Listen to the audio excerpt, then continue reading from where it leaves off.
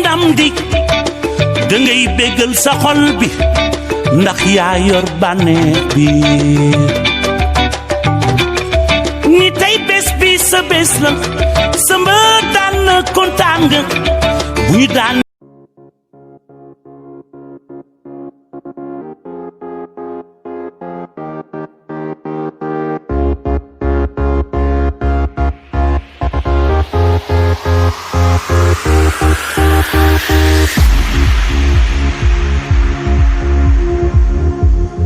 asalaamaaleykum amis téléspectateurs de Pout TV ñëwaan mbégteeg bànneex di àndaat ak yéen seen émission bi nga xam ni moom comme ni ma koy faral di waxee c'est votre émission préférée muy 100% champion waa di si ànd ak seen doom seen xarit di Serigne Fallou ambassadeur tey nag ñoo ngi fii si Dakar Ndiaye waa ñu seet si koo xam ne nag dootuñu ko présenté ti Sénégal mais dootuñu ko présenté ti Thiaroye waaye kii may bëgg a wax dootuñu ko présenté ti Lamsar mais dootuñu ko présenté ti Pout kookoy kan mais dama leen di leb tuut bi si kanam mais kooku daal mooy l'enfant chéri de Pout mais l'enfant chéri de banlieue le roi des kings kooku kan la war a doon mais c'est une grande lutteur koo na pour ngeen xam ko da ngeen di ànd ak ñun rek seen émission bi nga xam ne moo di 100% champion aca gars yi ñëw leen si kanam tuuti leen ngeen xam suñu gan dootuñu ko présenté ti Pout ak li ko wër waaye dootuñu ko présenté ti Lamsar jàpp Thiaroye kooku kan la war a doon mais kooku kan la war a doon kooku du kenn ku dul borom gaawaan waaw borom daaru ak man naan daal kooku mooy kan Serigne As gaawaan mi nga xam ne tey moom lañu fekk si fii tey sans plus tarder dañ koy bàyyi mu nuyoo ñu mën a dugg ak moom si suñu émission. ginnaaw ma sant yàlla julli si yonent bi di sant sama ñaari waajur di sant sama sëriñ sëñ Abdoulaye Mbacke borom Daaru Salaam ak gaawaan di sant sama papa di sant sama yaay di sant sama maam Anta Codé sama maam Papa Ndiaye di sant samay xarit samay am ni jàmm di sant waa Pout waa Poste Thiaroye yëpp waaw. ni mu ko waxee di sant waa Pout di sant waa Poste Thiaroye yëpp mais gaawaan tey suñ première question bi nga xam moom lañ lay laaj kan mooy gaawaan ndaxte dañ ni saabu du fóot boppam nag mais tamit nit mënoo koo xam ba gën koo xam moom mi nga xam ne mooy nit ki si boppam kon buñ la doon laaj kan mooy gaawaan. gaawaan benn xale la rek juddoo Pout yaroo Pout màggee Pout di doomu Pout ak Poste Thiaroye waaw kooku mooy gaawaan. gaawaan doomi Pout la doom Poste Thiaroye la waaw màgg juddoo Pout màggee Poste Thiaroye comme gaawaan ni nga ko waxee rek mais gaawaan tey buñ la doon laaj gaawaan nan lay dundee nag gaawaan ku ko xam ko si wàllum làmb mais gaawaan en dehors de lutte gaawaan ban façon nit lay doon wala gaawaan day sensé wala gaawaan daal ni mu doon dundee toujours lay dundee ba tey daal. moom mënta ñàkk mais changement day doon ci milieu bi nga xam ne moom ngay dund muy làmb ji man changement fenn laa ko defee bu ma demee làmb ji ndax làmb foofum góor a du foofum jigéen kon ñun suñu xasee ba yegg làmb ji rek bu suñu yaram tàngere beneen nit la ñuy doon waaw mais en dehors de kër ga ak samay xarit ak samay dëkkandoom yar ak teggin la ma ñëpp xamee waaw. lamb foofu góor la waaw wax nga dëgg na ndongolo sax moo ngi koy wax nee na moom maa daan ba pare di féete suuf wóoru mais da ngay féete kaw te gaawaan xam nañ ko lool xeex moom waaw moom da see mën lool mais gaawaan tamit ba tey la ñu laaj la ñu gis ni aussi gaawaan ay combaam waa gaawaan day pare si côté bépp maanaam côté supporter wala côté bi nga xam moom lay dugg see kanam moom toujours confiance nga say gis mais toujours victoire nga say gis bu doon kanam mooy siise gaawaan dafa am ku koy financé wala dafa am fan si club bu nekk si ginnaaw boo xam ne da koy jàppale si wàllu financement wala gaawaan doole boppam lay demee. gaawaan am na ñu koy jàppale mooy ay xaritam ay am ni jaamam ak ay dëkkandoom ak ay mbokam ñoo koy jàppale ku ci mel ni ay ñoom Baba ñoom Pape Thiaw ñoom Diagne waaw ñuy sonn si man lañ waaw ak ñeneen daal kuréem damay jum ak ñooñu moom ñuy sonn si man lañ bu ma amee làmb duñ lekk duñ naan xam bàyyi seen lépp seen xaalis seen temps seen lépp dama koy occupé waaw ñooñu moom awma seen fay dama leen di ñaanal rek yàlla mi nga xam ne moo am seen fay mu leen fay beneen bi mooy man dama naan awma noonu ñëpp ma bëgg xam nga nee nit du ñaaxoon noonu mais man xaw ma samay noonu waaw ndax man bu ma xewlee dinaa dégg nit façon nit ku ne dina ma woo téléphone conseil ma waaw ñu ma war a teg si yoon teg ma si yoon waaw moo tax daal chaque jour damay ànd ak confiance daal ba keroog yàlla def li muy def. waxee chaque jour damay ànd ak confiance ba yàlla def li muy def mais ñu gis ni tamit gaawaan nit da nga mbër da ngaa war a fiir waaw ndax si la mais dañoo gis ni gaawaan dafa ubbi boppam de trop maanaam gaawaan dafa sekk ñëpp jàmm moom xeebul kenn mais sóoraalewul dara te aussi mbër. nit ñi dañ lay signé bañ ta fekk ni am na ñoo xam bu ñu soñoon tey doo dem gaawaan côté boobu noonu ba xam gaawaan wàllum baaxam moo yem foofu wala yow sa staff ñoo des ci côté boobu noonu daal bëggoon nañ see xam daal ndax gaan wala gaan moom tur bi daal da nga kaa wuy ji daal gaan dafa ubbeeku loolu. waaw ñun ay taalibe Serigne Touba lañ ay jullit lañ ay murit lañ ñun duñ def lu dul ubbeeku ndax nee nañ doomu aadama moom ñaaw njortu baax na de waaye ñaaw njortu gu ëpp tamit ñàkk a gëm yàlla la waaw man dama nekk doomu aadama boo xam ne lu am rek damay jàpp na mbiri suñu borom la pour man doomu aadama mënuma xañ dara sama àdduna lu ma ñàkk rek dama jàpp ne suñu borom moo ne kii warta am lii te lu ma amit damay jàpp ne suñu borom moo ma ko may man philosophie boobu laay doxee ba tax ne yaakaaruma ne lu ma jot du ma ko jiñ doomu aadama te lu ma ñàkkit du ma ne doomu aadama moo ma ko xañ waaw ba tax ne tamit dama ubbi sama bopp aw ma frontière man su ma amee làmb ñëppay dugg sama kër ñëpp laay jox loxo du ma moytu Jean du ma moytu Paul xaw ma kii sama noonu la xaw ma kii du sama noonu waaw. waaw moom waxee mais ba tey tamit lu tax gaawaan jógee Caaroy daa dem Lamsaar ba tamit question la ndax Caaroy koo xam-xam ne équipe bu mag la wala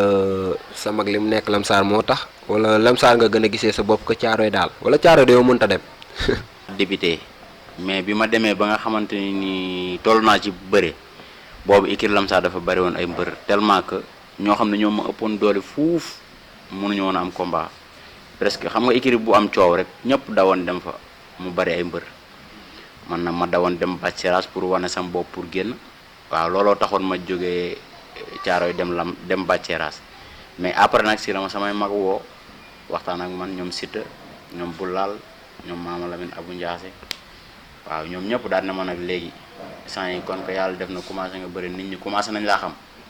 dellu si waatal nga ñëw Lamsaar ndax ñun tamit boo amee combat taxaw sa wet di la accompagner loolu day nekk loo xam ne dañuy neex waaw ba tax looloo tax ma jóge Bathie ñëwaat Lamsaar waaw mais Lamsaar moom samay mag ñoo xam ne bañ ne boobu ma amee combat dama faraan dem di préparer ñu may contact lépp sama jour lamb tamit ñoom ñëppay ñëw benn la daal.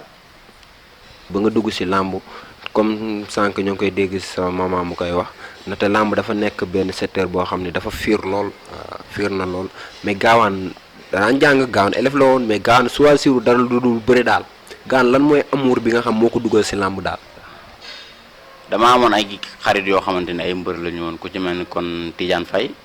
ak Sentel waaye dama daan def nag chaque année dama daan vacances ci Poste Thiaroye fii su ma ñëwee nag ñoom laa daan àndal ñuy dem ay entraînement xam nga di dem ay loolu daal laa dem ba amuru làmb bi dugg ma après si laa ñëw Pout commencé ànd ak ñoom Pape Thiaw ñoom Baba ñoom Diagne ñoom Mo Thiaw gaa yëpp daal commencé di dem di bëri ji mbapat nag gaa yi tamit di ma dooleel di ma yokk fit di ma yokk jom ma koy fooyee noonu dem ba amour bi dugg ma daal waaw noonu la ma làmb duggee mais aw ma mbokk mu bëri aw ma maamu mbër aw ma daray mbër dama topp làmb ba amour làmb dugg ma. mais pourtant nag mais saay-caayu mbër gi ñun dañ koy gis ci yow de. waaw mënta ñàkk ñëpp am góor yàlla yëpp am caay-caay daa am ñu feeñ la am ñu nëbbu la rek waaw mais caay-caay moom daanaka mën nañ ne doomu aadama bu ne am nga caay-caay. waaw ba tey rek gaawaan question bi nga xam Omar moo ko jox léegi nii gaawaan lu tax au lieu Pout mais jàmm gën lu waral loolu. au lieu Pout. jàmm gën quoi nga choisir maanaam Lamsaar daal nga choisir wala Pout moom wàllum bëri dafa doxul. non du loolu sax maanaam damaa jóge Pout ñëw Dakar di fi jàng métier waaw métier moom fi andi may jàng métier di siiwaraale sama làmb man menuisier aluminium laay def en même temps tamit su ma liggéeyee ba sama heure entraînement jot ma wàcc dem entraînement mais nekkul dama bàyyi Pout ñëw Dakar ndax làmb yee. waa sans plus tarder dañuy dem jëli témoignage bi nga xam ni suñu maman di maman Asgaan moo ko def digganteem ak gaawaan daal di ñëwaat seen émission bi nga xam ne moo di 100% champion. parce que am na sport moom moo dundee noonu boo si nekkee tey di nga bëri ñoo xamante ni bi ñoom ñoo lay dugg di nga am yeneen xarit yu bees di nga am ay xarit yu jigéen yoo xam ne ñoom ñoo lay seet si nooy dundee ak ñoom ak loolu. waaw moom wax dëgg yàlla nag man gisuma benn xale bu jigéen koy fréquenté moom wax dëgg yàlla macha allah côté boobu te xaritu démbam yi ma amoon démb ak bëkki démb ñoo ay xaritam ñooñu la jàpp ba tey ji gisuma ko kenn koo xam ne nii nag dina koy fréquenté koo xam ne jigéen la waaw. nu ngeen di dundee tey bu amee combat préparation bi. man combat am dama ko seetaan du ma ko seetaan. waaw lu tax loolu. waaw parce que stress lay doon dafa nekk doom joo xam dafa sori si man dafa sori si man am fu mu ma teg loolu bu ma saa dugg si kër gi da ngay fekk bu ma toogee mu tëdd sama kaw day jël boppam teg ko sama kaw loolu moo tax combat man mënu ma ko seetaan des fois dama ko naan yërëm ko as bàyyil bëre mu ne ma loolu laa bëgg yaay jàppale leen dama ci ma xam ne bëgg-bëggam na dinaa ko jàppale mais man saa yu bëree man stress la may def waaw. buy préparer combat nan lay mel si moom tey. moom buy préparer combat boo koy xool moom da nga koy xool ba yàgg day jeex parce que ñi koy wër day dem ba nga xam ne ni ñooñu lay sóoraale à chaque fois buy bëri. pression bi si diggante moom ak ñooñu lay doon quoi. waaw mais yow mi yaayam ban pression mooy tegu sa kaw. man xale yi muy àndal laay yërëm. ñoo ngi yërëm. waaw parce que damay gis ni ñuy sonnee si moom ak li ñuy daj si moom di jël seen alal di ko def si moom man ñooñu laay gën a yërëm ak moom sax des fois dama koy ñaanal ba yàgg damay jooy li tax may jooy dama koo yërëm ndax xam naa ne bëgg na dara si làmb gi mais doole bi des na ba tey waaw. diggante yaay ak doom tey mu am lu mu bëgg def ko dem bëri ji ndam day am ñàkk tamit day am tey mu ñëw ëndaale ndam nan lay mel si yow. waaw damay sant yàlla parce que moom li mu bëgg loolu la ay morom mu bëgg ñooñu samay doom la ñu moom tamit sama doom la li mu bëgg la ñu bëgg. bu ñëwee ëndaale defet nan lay mel si yow. dama ko naan santal yàlla bu baax santal yàlla am ak ñàkk ñoo ànd tey mën ngaa dem am ëllëg nga ñàkk da ngay sant loolu laa koy digal à chaque fois. sa kàddu gu mujj.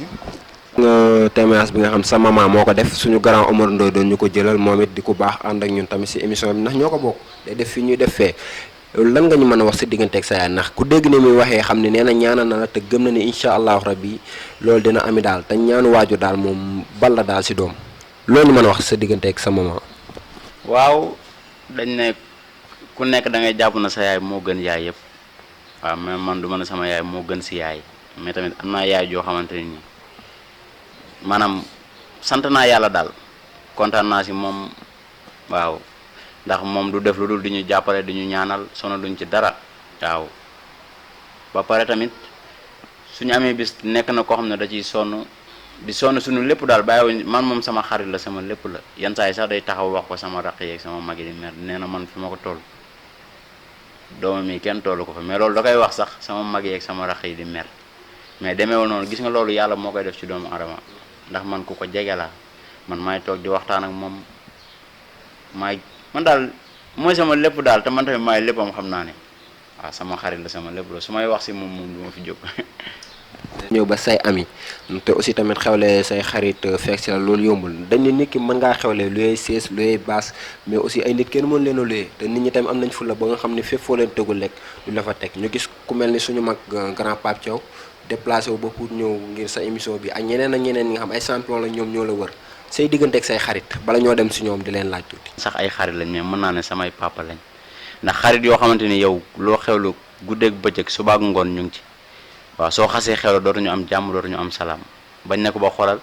buñ ne la gaawaan sa bët bi taq na suuf sax ñu jàppante di xeex waaw ñoo xam ne daal bañaluñ la dara loo nekk suba ba ngoon ñu fekk si la si kon ñooñu mën naa nekkatuñ samay xarit ñooñu sama deret lañ te làmb boolewuñ ñun bañuy xale ba léegi ñun ñooy ànd waaw làmb boolewuma ak ñoom ñun ñoo juddoondoo ñoo yarandoo ñoo màggandoo ba tey ñun ñuy ànd te tamit yàlla na yàlla gën a saxal ànd bi daal waaw gën a dëgëral diggante yi ndax tamit ñun bañ na ko ba dëkk ba Pout ñun ñëpp ñun lañ xam ñun lañ xamandoo boobu ba tey changé wuñ soppeeku wuñ waaw ñun ñi ànd daal ñun ñooy ànd rek waaw.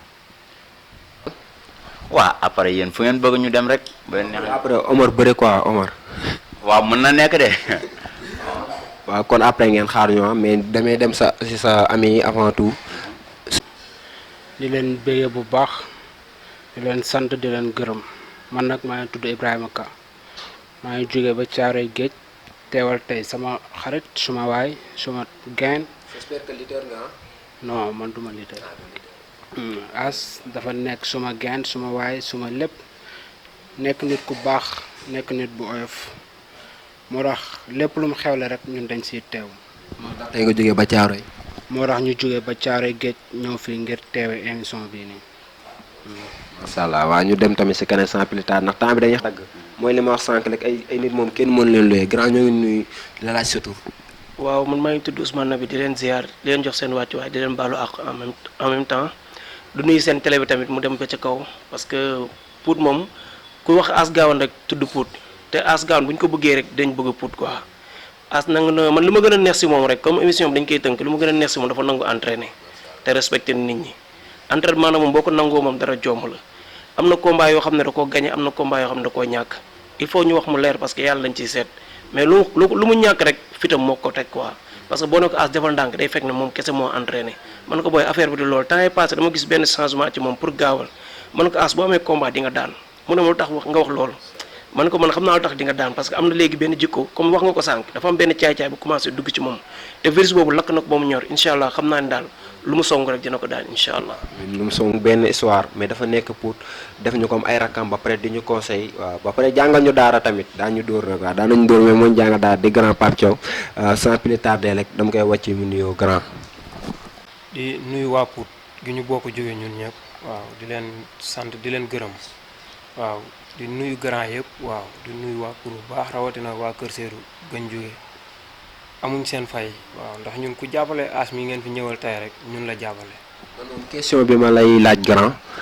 benn question la mooy sa diggante ak As Gawane ndax ku xam As Gawane xam la ak moom depuis enfant donte ay xale lañ mais xam nañ ci dara depuis ay mbapat ngeen ko daan sa diggante ak As Gawane. waaw suñu diggante ak As Gawane moom romb na lépp ndax As ñun li ñu mën a wax ci moom sax moom mënu ko wax ci boppam waaw ndax ñun liñ ko xamal bëri na te comme ni mu ko waxee sànq rek bi ñu nekkee kenn mënu see taxaw ne temps ngeen commencé ànd bi ñu nekkee xale ba tey ñooy ànd waaw mën nañ ne dañoo xàmmee rek di ànd nañ fu nekk nag waaw ba dégg nañ lu ne waaw mënta nekk mbër rek lu yooyu noonu mais loolu tey jeex na ñi ko doon wax amaana tey ñooy toppaat ci ginnaaw waaw ndax nit moom bu jógee faaw mu dégg ay baatu ginnaaw mais loolu lépp jeex na tey. ku la féete ginnaaw sax moo lay wax sa tànk yi dafa dëng. waaw loolu dëgg la waaw parce que ku la wan ginnaaw mooy xool ni ngay doxe waaw di ñaan yàlla daal ngeen ñaanal ko yéen ñëpp rek xam nga te xam ne li ci kanam rawuli bët waaw ñuy ñaan yàlla ndog-ndog bi dugg ci dëkk bi deñ ba saison bi tijjiwaat ndax gëmuñu nelawuñu ñun ñu ngi ci moom chaque jour waaw ñu ngi ci moom des fois sax ma dox Pout nit ne ma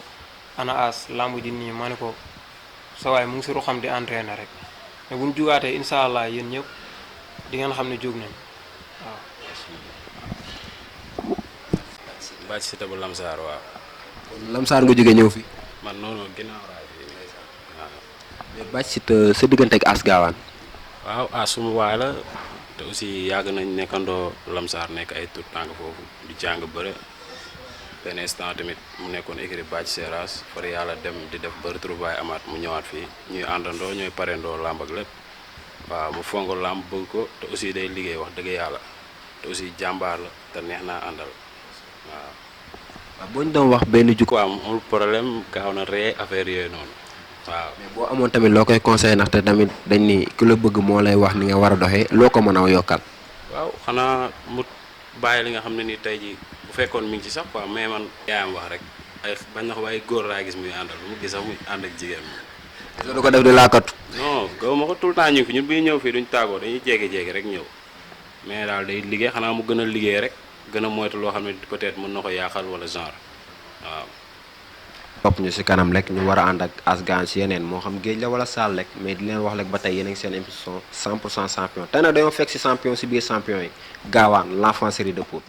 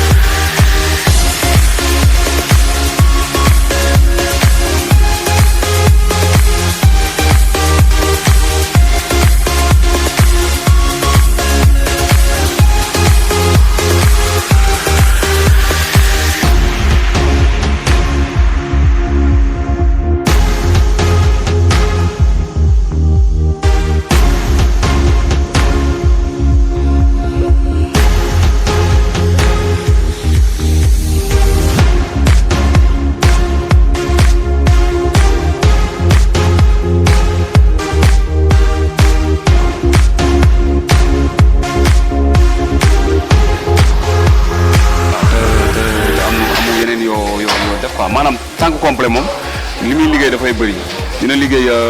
dina liggéey ci dos bi dina liggéey ci tànk yi dina liggéey tamit force intérieure bi maanaam complément la quoi. bu si manqué daal li si des du dem daal. waaw non dina dem sax souvent da ngay gis ñu koy def mais da nga koy gis si nit mu tërën mais du am doole fekk complément yi mooy entraînement du commencement finition yi la quoi moom mooy important mais ñu bëri nag souvent dañ koy faral di bàyyi mu set. voilà moo waral nag léegi Sénégal boo xoolee musculation yi dafa yàqu parce que nit ñi liggéeyatuñu si musculation donc léegi coach yi yëpp Sénégal ñu fi bëri xam nga ci lu ñuy liggéey mooy dopage jëndal bi créatine bi parce que mënuñu liggéey bi mais nag liggéey dafa am solo boo ko mënee ak récupération mbër mi boo amee lu mu soxla mu dem pharmacie yi ñu bindal ko mu xool donc mbër moom day wér mën na dem ba am ay 50 ans day am doole di bëri voilà loolu la quoi.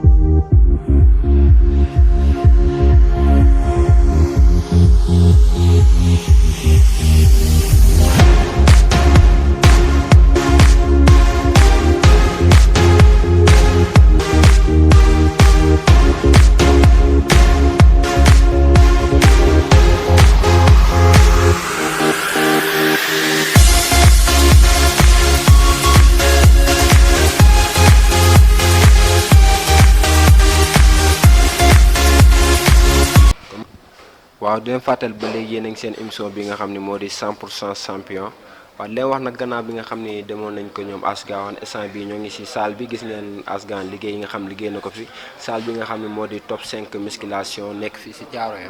waaw nekk fii si Thiaroye Géej muy salle bi nga xam moo di top 5 waaw top 5 musculation mais Asgawane ñu gis ni travail yi nga xam def nga ko fii si salle bi kon Asgawane daal daan fi mooy secret bu amee combat fi lay préparé. waaw man de fi mooy sama secret top 5 musculation kii moniteur bi yàgg nañ maa moom Thomas depuis ba may bëri sama premier combat ba tey moo ma yor moo may entraîné musculation nu ma mel moom la nag. waaw ba tey tamit Asgawane ñu gis ni tamit ak Covid 19 bi est-ce que amul yoo xam tamit dina ko yàq sa séance entraînement comme saa li ñu tëjoon affaire yooyu noonu amul benn cause boo xam dina ko def sa liggéey daal. waaw am na lu mu doon yàq sunu entraînement sax mais yàlla na ko yàlla saafara mu jóge fi ak jàmm ba ku nekk delluwaat say activité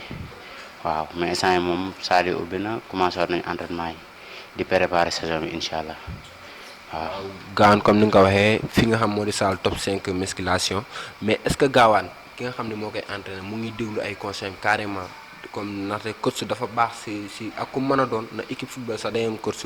mu ngi déglu ay conseils yi nga xam dina si mën a tegu ba nga xam ne daal li nga xam moom la bëgg dina ko am est-ce que Gawane boo ko tënk bëri nga xam daal dañuy déglu seen coach mais dañuy dem ak seen xolom bopp de trop daal. waaw question boobu moom dama koy delloo Thomas après moom dina la si tontu incha allah waaw loolu moom ndax moom maag moom yàgg nañ du tey depuis 2017 xam 2016 ba tey maag moom ñu ngi ànd moom mooy sama moniteur moom mooy moniteur bi moom mës a yor ci musculation xam naa après question boobu moom dina la si tontu. mais foog naa ne bi nga fi ñëw nii gis nga si njariñ de. waaw gis naa fi njariñ bu baax a baax ndax ku gis ba may soog a dugg si làmb ni ma meloon ak ni ma mel instant yi nga xam ne changement am na waa sant yàlla yal na yàlla xeeb doole rek li ñu war a def daal ñu ngi koy def ñu ngi ci ay loxo yoo xamante ni daal na suñu xel te lépp lu ñu def loo buñ ko defee nañ ci gis njariñ. coach. Thomas yi. yaa nekk fi nga xam moo di top 5 musculation. waaw ñoo nekk top 5 ak jeunes yi Baye Moussa Cheikh ñoo fi nekk di tàggat booy yi. waaw coach ñun dañoo foogoon ni.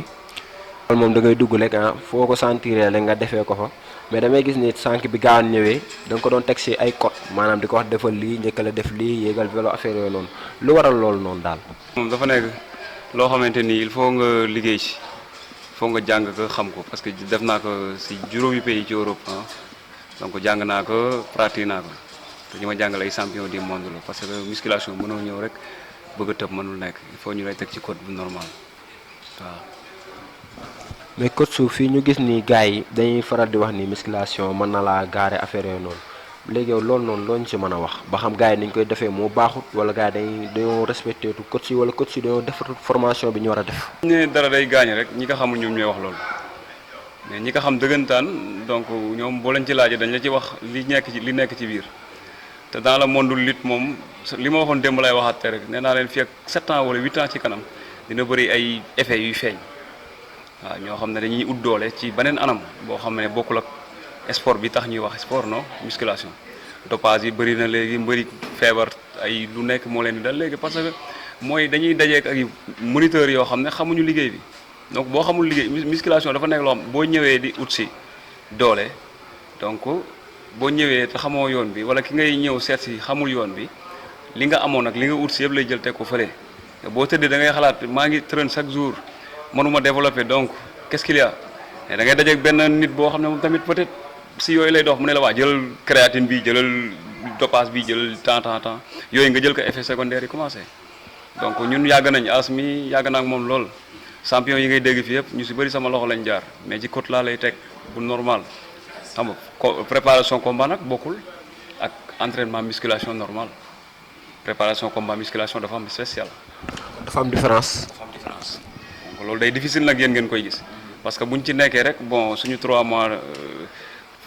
bu ñu jàppee combat 3 mois 1 mois 15 jours yi musculation pure la ñuy def foofu la ñuy soxla après bu ñu paree ci foofu si la ñuy soxla physique beeg cardio yi demee noonu ak boxe beeg tout ça yëpp complété ka pour mën a yóbbu mbëri parce que mbër mën na entraîner ba dem ci arène bi nga dégg na dama entraîner ba dee parce que amul directeur technique kay teg ci code temps de récupération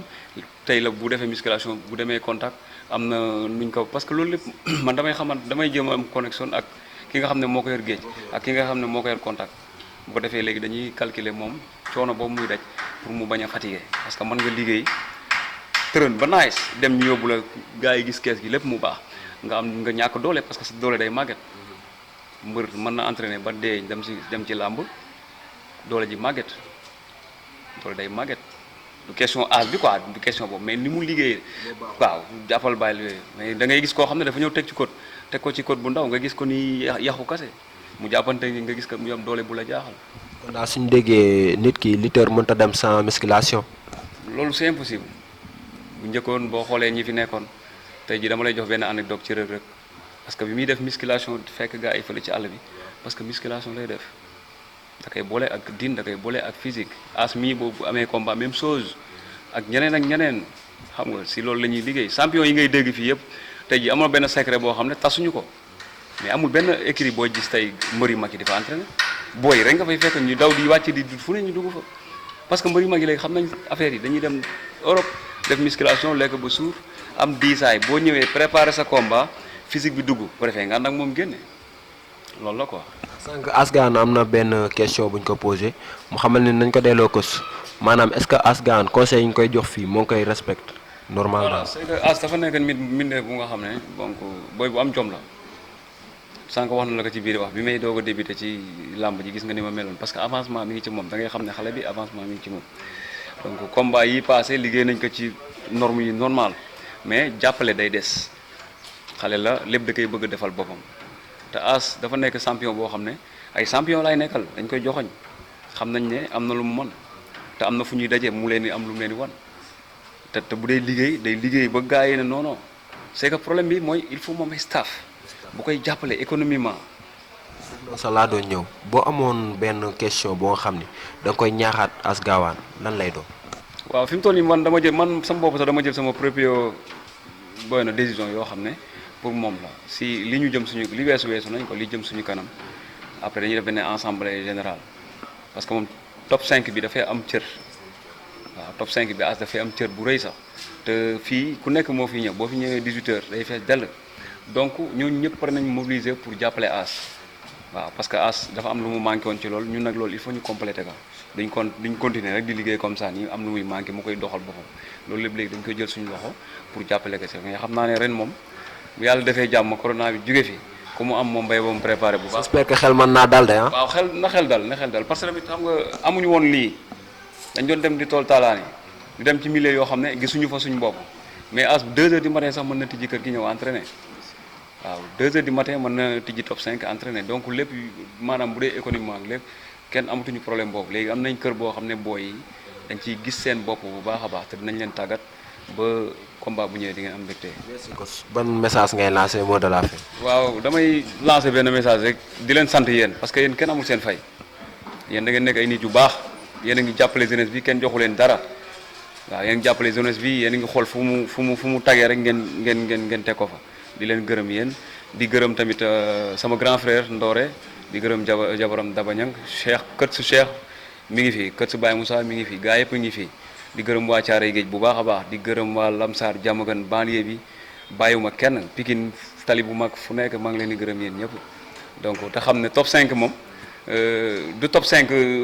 Thiaroye wala post Thiaroye top 5 pour ñëpp la ku ci ñëw rek di nga gis sa bopp si kàttanu borom bi. waaw kon ni top 5 c'est top 5 pour ñëpp maanaam daal c'est votre disposition gars yi daw si leen ngeen ñëw waa Gawane léegi yow fu ñu demaat nii wala.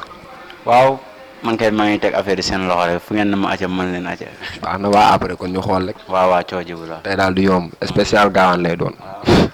si kanam gars yi.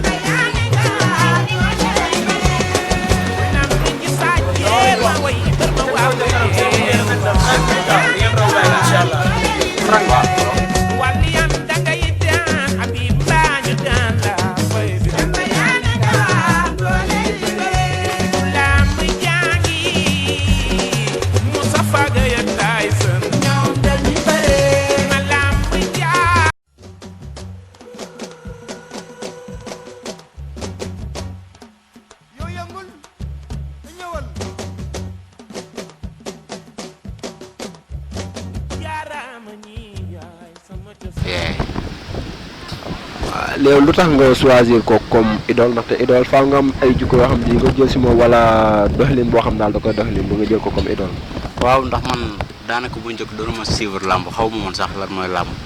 ndax bu njëkk boo xoolee ñaari mbër laa xamoon mooy Tyson ak Yékini ak Bombardier waaw mais après bi ma commencé ñëw fii nii si laa xamante ñoom Sentel ñoom Tidiane Faye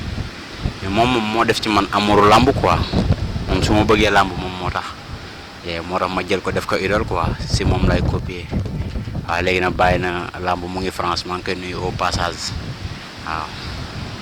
mais si làmb defet bi métti ko lool waaw loolu daal bëggoon nañ koo xam. waaw sama combat bu mujj bii nii man ak Armée de Borok Énergie defet boobu nekk na defet bi nga xam ne moo ma gën a metti sama carrière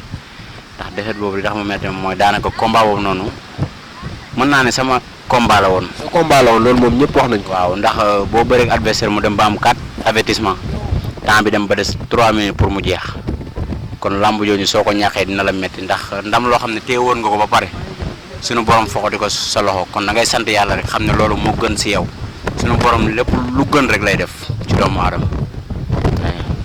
ñu gis ni tamit Gawane war naa am tamit combat boo xam neex na ko lool combat boo xam marqué na la daal loolu tamit bëggoon nañ koo xam de. waaw sama combat bi ma gën a marqué nag moom mooy sama combat ak 5 tonnes waaw sama combat ak 5 tonnes. man mooy ponkal ma ngay dugawoon damay météo de. waaw sama ponkal moom moo ma gën a marqué mbaa boobu noonu ñëpp ne kii du ci génn yàlla defal ma ci sutura ma génn ci ak jàmm ak salaam looloo tax combat bu gën ma marqué samay combat. waaw ñu gis ni tamit ba tey dango maanaam dango sax waaw kii Gawane ak supporters yi Gawane ñu gis ni booy bëree donte pour nga dëkk mais teewul waa Caaro yi ak waa Lamsaar yi ñëpp ay dem stade supporters yi ba nga xam daal promoteurs yi dañuy bëgg toujours di tëggal Gawane combat loolu noonu lu waral loolu noonu daal ba xam yow promoteurs yi ñoom supporter la war a est-ce que loolu noonu amul dara loo xam tam mën na kaa yàq sa carrière. waaw dañuy wax daal ne yar moom lu mu la mayul du la ko xañ doomu aadama lépp looy sàqu na doon ak taalube rek ak yar ñun maanaam suñu yar moo tax lépp lu ñu am rek ñu am ko waaw ndax ñun nee nañ mën nga louer 16 mën nga louer basse mais doomu aadama yi moom mënoo leen a louer li nga leen mën a wan moom mooy yar ak teggin waaw fu la fayda ñu bañ la xam si dara lu ñàkk fayda loolu boo ko defee rek foo wootee ñëpp lay wuy si waaw te promoteurs yi tamit ñoom dañuy yëkkat seen xaalis def ko ci mbër yi kon tamit mbër mu dul mobiliser doo bëri man boo gisee sama làmb xaw a taxaw sax fan yi mooy kii bi staff bi ñoo ne pour ma teggi sama tànk mais ba tey promoteur yi mooy kon loolu moom seetlu nañ ko baax baax mais tamit ba tey benn question boo xam dama marqué muy solidarité bi nga xam am na sa diggante ak mbëri Pout yi su fa cité quelqu'un moo Moussa Ndaw ñu gis ni boo amee combat day taxaw day ñëw moom tam bu amee combat dañ si gis sax ay ñoom Pape Thiaw sa gars yi daal staff bi lu waral loolu noonu en tant que mbër ngeen ñaar ak solidarité bi nga xam am ngeen ko daal. waaw Pout moom ñun ñëpp benn lañ ñun ñëpp benn bopp lañ kenn mënuñoo xar ñaar muy Moussa mu ndaw muy keneen mais Moussa mu ndaw sama rakk la sama xarit la sama lépp la moom moo ma yëg man ma yëg ko moo ma jox cër man ma jox ko cër ndax nit nee nañ boo xamul ni nga koy def nam la def moo tax ni ma def moo tax xaw ma nu ma koy def moom daf may woo téléphone def ma nemmeeku saa yu waree jël combat balaa combat bee taxaw dina ma woo téléphone ne ma diw lañ ma bëgg a jox ma ne ko baax na wala baaxul waaw mais nag ndam moom yàlla suñu borom moo ko yor ma koy nuyu au passage di ko wax ne na gën a jàpp rek ñoo di moom bu daggul dikk yoonu ndaw du gaaw te bala moo neex moom faa mu metti waaw di ko ñaanal yàlla lépp lu muy wut si làmb yàlla na ko suñu borom defal booy bu yaru la booy bu bëgg lu muy defal te gëm na ko. wax benn seede rek barki démb invité nañ ko direct la doon daw mais wax na seede yu baax daal si yow daal. waaw non dëgg la kooku fépp fu ma ne ak fu mu newul lu rafet lay wax si man waaw di wax ne sama rakk la joo xamante ni daal xaw ma nu ma koy def ñoo bokk làmb ji nag man lépp lu mu xewle suba ba ngoon dinaa si taxaw te lu ma si mën dinaa ko ci def ndax ndamam sama ndam la sama ndamam la te bu soobee yàlla dinañ jàppante ñu ngi xool sax nu ñu def ba taxawal écurie Pout booy bëgg bëre yëpp ñëw waaw di si jiital ay Père Bala Kayta ay kii nu mu tudd ñoom ñëpp daal waaw. gaa da nga wax jom solo ndamam sama ndam la sama ndamam la mais yow tamit suñu ndamu waa Pout la maanaam yow sa ndam daal ndamu waa Pout la est-ce que Gawane autorité Pout yi ñoo ngi koy jàppale si côté financier. waaw autorité Pout yi mën naa ne doon nañ ma jàppale commencement mais fi mu toll nii jàppale tuñ ma fi mu toll nii man su ma gertoo samay xarit samay am di jàmm laay gis ku ci mel ni ñoom Pape Thiaw ñoom Baba ñoom Diagne ñooñu dañuy sonn samay combat ñoom mu Thiaw ñoom ñëpp dañuy sonn samay combat billaahi ñooñu daal moom xam naa ne ñu ngi may jàppale di ma teg loxo ak sama yeneen am di jàmm daal waaw mais gisuma benn autorité bu ma jàppale wax dëgg yàlla fi mu toll nii moom depuis sama deuxième combat ba tey autorité jàppaleetuma waaw ñun ñooy dem ak suñuy moyen ni bopp rek te daanaka ñun ay doomu Pout lañ waaw saa ñu waroon a jóg di bëri ji maire bi waroon nañoo may ay car ak autorité yëpp waroon nañ ca jàpp ndax ñun suñu ndam Pout la te ñun dañoo bëgg a sigil turu Pout moo tax ñuy rey suñu bopp kon bu ñu amee combat ñëpp war nañoo mën a jàppale. waaw comme ni ko gaawaan waxee ñun suñu ndamu Pout la waaw ndax doomi Pout lañ moo tax moom muy rey boppam moo tax man maa ngi lancé benn message boo xam ni toutes les autorités de Pout hommes ferrés ak femmes ferrées maanaam ñuy ñëw di pousser mbër yi nga xam ne ñooy représenté Pout même bu dul mbëri sax képp koo xam da ngay représenté commune bi rek war nañ laa mën a pousser nga dem si kaw dem si kanam waaw man moom ñëpp mën naa leen a woo mën naa woo monsieur le maire Safa Sarr mais Alsane Samb aussi sama xarit ku baax mën naa laa woo ni la tamit ñëwal nga jàppale gaan te incha allahu rabi sax dinaa ko indi ba sa kër incha allahu rabi ak gaawaan na foog naa nag ñoo ngi si fin émission bi léegi daal ñu wàcc la nga tàggoo su moo fee daal waajo bu baax a baax di sant waa Pout waa Poste Thiaroye yi waa Sébikotane Kër Moussa 50 Kër Mbir waa Thiès di sant sama maam Anta Codé bu baax a baax sant sama maam Papa Ndiaye Poste Thiaroye di sant tam Ndeye Faye nag sunu yaay jooju nga xam ne ñun amuñu fayam di sant tam Daba Gueye yaay Pape Thiaw Pape Mody Thiaw waaw Pape Ablaye Ba Pape Baba Siré waaw di sant waa Pout yëpp rawatina waa Kër Seydou gis nañu ni ñu taxawoo nit ñuy jàppale seetaan nañu benn yoon waaw suñu xewlee kenn du woon fa jiitu waaw te àdduna noonu la ndax dañ ne nit buñ ne dafa baax dañ naan ndax ay mbokk ma ko wax seetaan leen ma benn yoon su ma xewlee yéen a fay jiit waaw kon di leen talalaat loxo di woowaat waa Pout yëpp di leen wax nañ ñu jàppale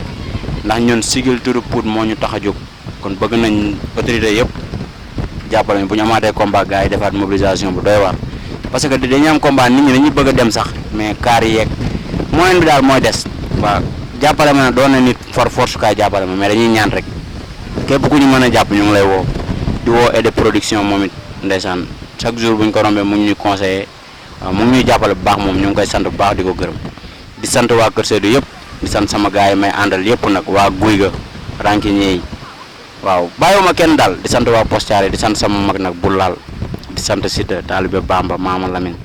Abou Niasse Bàcc Siteu Ibuka sama doomu nday maa ngi koy sant bu baax a baax waaw di leen sant yéen tamit xam nga yéen waa télé bi maa ngi leen di sant yéen ñëpp waaw di sant Ousmane Nabi sama doomu nday moom tamit waaw di sant ñëpp daal di gërëm ñëpp di leen wax ne télé bi yàlla na ko yàlla def mu dem ba doon télé bu mag yegg partout dans le monde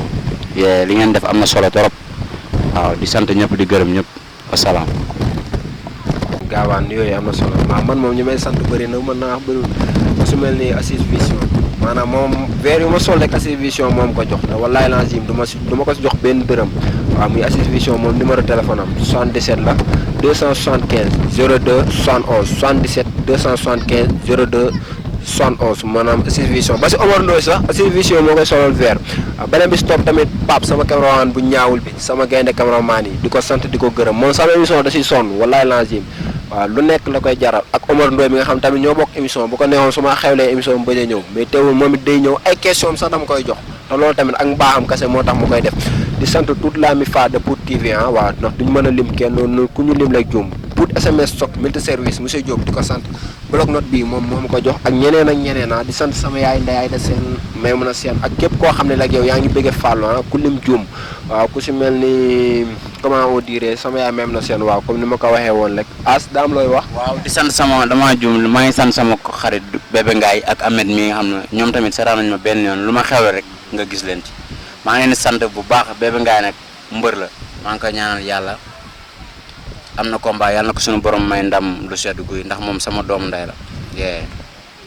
waaw kon noonu rek lay demee seen émission bi nga xam ne moo fàtte tamit benn yoon ki nga xam ne moo di Cheikh sama mag ñu gën koo xam si xunaa Thiam gisoo saa gi mee soo sax waaw di wax sa gaañ la saa gi mee soo sax moom moo koy ñëw di sant ñëpp daal leen wax nag si waaw ak Pitos Fëlew sama mag ju baax tamit si man day wax seen émission bi moo ngi nii muy 100% champion waaw ñun nag chaque samedi lay am 17h da la ñu xaar xam naa suba nag Tëngéej moo xewle quoi avec Omar dooy fo lay wax nag ba beneen yoon ñoo ngi woon fii tey fi nga xam moo di Thiaroye seet si suñu mbër di doomi Pout di As Gawane ki nga xam ne nag mooy Talibé Bamba di leen wax nag ba beneen yoon avec seen émission 100% champion. wayal sa wayu ndam dik dangay béggal sa xol bi ndax yaa yor bànneex bi ni tey bés bi sa bés la sa mbër daan na kontaan nga bu ñu daanee sa mbër na nga fexe gore